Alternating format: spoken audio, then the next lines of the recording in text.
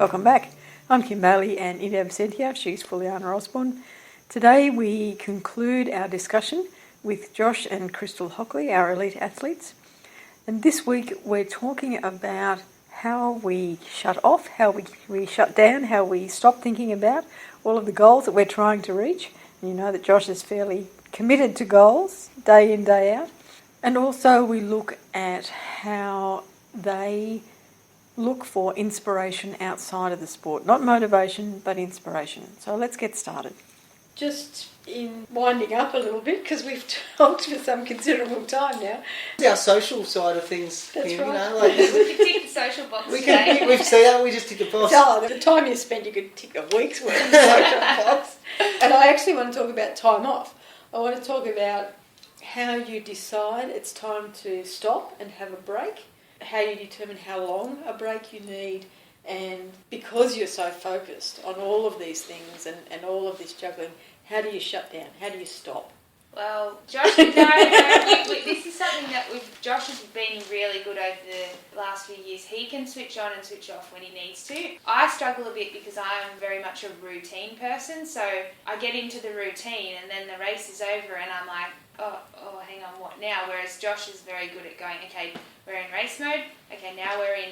And generally with our races, it'll be like a week after the race we get to have a week of just doing whatever we want. If we want to train, we don't train. But I've always kind of struggled to go, okay, that week's over, right, let's switch back into whatever race we've got coming up. Okay, we've got to focus on that. I guess in relation to that, this year I've probably really started to master it. I think Josh would agree with me, the switching on and off thing. But I guess in relation to knowing when you need time off, there's a few things. Obviously, if your body's not coping, then that's a pretty clear indication. And then also, if you're not there, if you've been doing it for like 6 months or something and you're just not mentally feeling like I can't focus, I'm not motivated to do it, maybe you do need to have a little bit of a break. And it might not be a break from training altogether, it's just a break of just wake up and do whatever you feel like you want to do. That's pretty much how I deal with it. I guess we've been lucky because the last couple of years we've done the same races, so we've always had the same routine. So we go, okay, this is how it's going to pan out. Okay, now we've got Christmas, now we've got 4 weeks off. Okay, now we're back into it. And that works for you. Yeah. You don't look for other time. You don't get to a point midwinter when there's not a race for... Yeah, that's hard. That's hard. Midwinter's hard.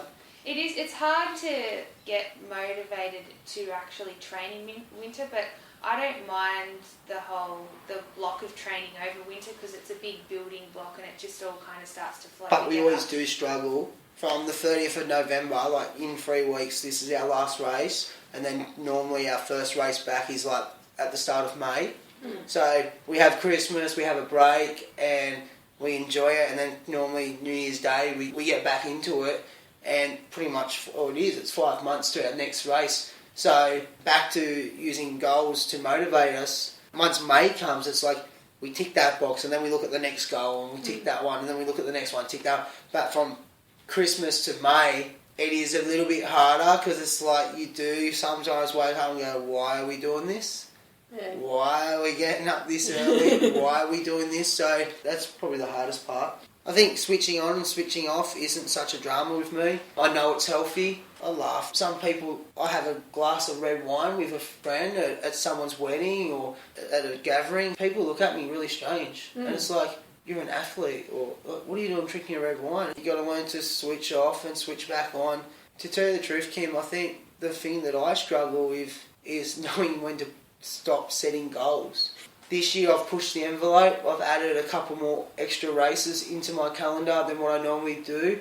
That's why my ankle's strapped up the way it is, because I love that feeling of achieving goals. And this year I wanted to push the envelope and see what my body could handle and what my mind could handle. And I don't know if I'd do it again. I think after this year I may go, okay, I achieved them goals and it didn't prove nothing. I'm not 21 anymore. Well, it proved that. Yeah. So that's probably the biggest thing. I kind of get a little bit depressed when I have no goals to achieve anymore. Yeah. In saying that you have trouble switching off from setting goals, it's not something that you're looking to do. You don't think that you need to stop setting goals. Not as many. Like, I'll never stop setting goals. No way. For instance, I just raced a half Ironman yesterday.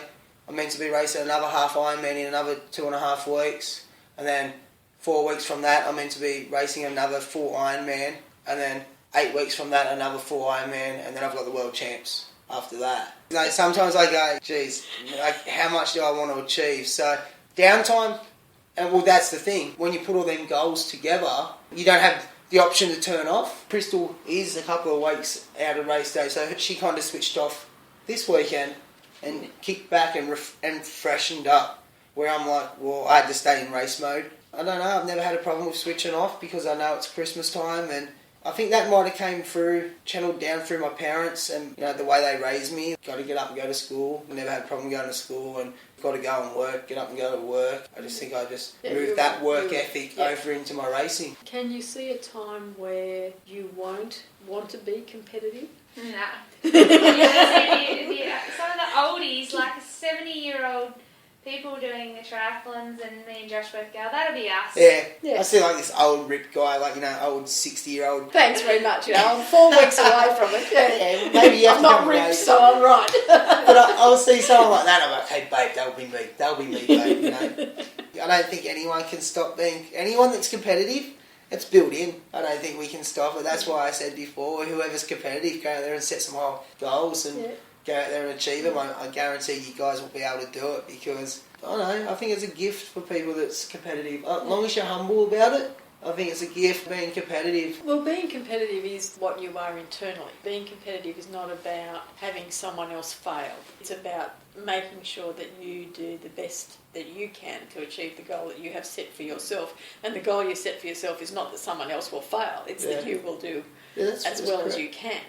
So there's no reason to not be competitive. But it's just interesting that you would choose to see that something that is going to be physically challenging for you for that many years still to come is going to be part of where you see yourself being competitive. More power to you. I'm happy to watch the sidelines. And it's great to have people like you that support us. It's really great. Sometimes we do go, oh, it's getting hard, you know, and then someone like you comes along and gives us a pat on the back and motivates us again. So that brings me to probably the final question that I had on the list is, do you look for inspiration? We won't talk motivation, we'll talk inspiration. Do you look for inspiration outside of the sport? Yeah, I do. Anyone, famous or not famous, that has been up, down and back up. So then do you seek that? Do you find that you need to be reminded of that when you're searching for success? Yeah, I feel that. And you can find that information? Normally do. You know, if there's like a movie star or a songwriter or an artist that you can see that's been up, really up, especially singers. Anyone that's been at the top of the charts and then they kind of go downhill and then they go through such a rough patch and you're like, oh, what's going on with their life? But then they find themselves back up the top charts. They're learning, they're managing how to reach their goals. They're learning how to go back up and back down. Same, you're probably more looking for inspiration than me. You're the routine person, so it's just like, if I'm in a routine, it's going to work. Yeah, exactly. Yeah. So I have one other question that has come in from people who will be listening. The question is, what goes through your mind, or what do you listen to, or what do you think about when you are training? Because these are long periods of time. You know, they're hours at a time for some of it. One of the people who asked said that when they were training, they had a particular song and it gave them the rhythm, the pattern for their training activity, and so that's what they listened to. But once they finished their sport, finished their training, every time they heard it, it was like they were almost going to be physically sick, just thinking of the struggle and the pain that they went through in the training side of. So what do you listen to, or what goes through your head? So when I train, I'm going to be honest here, the main thing that goes through my head when I train... When will it be over? Is... Like I said about competitive people, I'm going to be honest, or pretty much every single training session that I think about is, I want to be the best. I want to be the best, and that's what keeps me achieving my goals and keeps me motivated, is that when I rock up, I said this to Krystle so many times, when I rock up to the start line to a race, I want to know that my diet's perfect, I want to know my training's perfect, I know that my preparation's perfect, and I know that I've done everything I've done, gave myself the best possible chance to win this race, so there's no reason for why I can't win. So I guess back to the training, I always just say I'm the best, I'm going to win this next race. Music-wise, You're not a music person. I really look up to the artist Eminem. He was dead set a nobody who had a dream of being a famous rapper. Everyone said that he would never be it, he would never do it, and he became a really, really popular artist and a rapper, and then he found himself on drugs and he pretty much lost everything that he had, and then he came back to be the best rapper ever. I look up to him and I'm like, wow, he's reached the top twice. All through his music, I know he raps about silly stuff, but a lot in his music, I hear him talk about reaching the top, then going down, then reaching the top. There's a message there, so I listen to a lot of him, but in the pool, on the bike and all that, it's a lot of me just telling myself that I can do it. Same positive, I guess, just positive thoughts. Mine's different, I guess. I go through stages where I have to listen to music to keep me motivated because it just takes me to almost out of my body, so that I'm just like In the music. Watching the music. Probably the biggest thing I struggle with is the pool, because it can just get honestly so boring. Yes. And I find myself thinking about all the things, the dishes, washing the clothes, the bills and all of that, and I think, no, that's not why I'm here.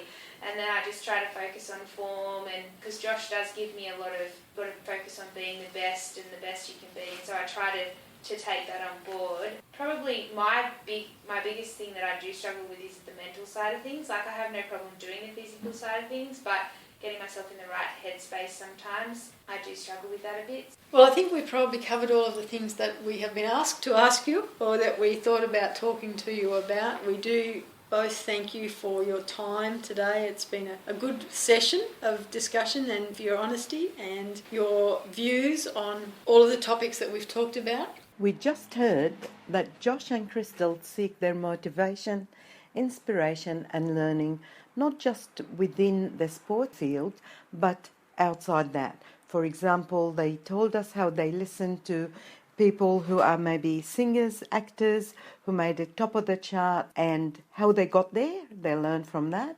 And if they have any setbacks, how did they come back from such a public setback? This is actually important because we also in business learn from not just our own industry, but we learn from other industries, and sometimes that's even a richer learning. I do know that there's a CEO conference that has regular meetings where all the CEOs are from different industries, and they get together and share their experience.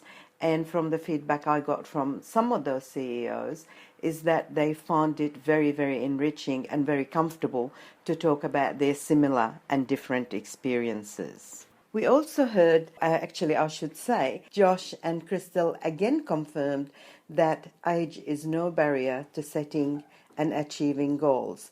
They are planning to continue to do triathlons in their 70s, and other people have done that, and there's no need to stop as long as you look after your health and fitness and you adjust your goals to be realistic. With that, I'll finish off by saying I am absolutely sure that with their commitment, attitude and self-awareness, we will hear about them right through for many, many years to come. For those of you who are interested in following Josh's career, we will put the link to his professional Facebook page.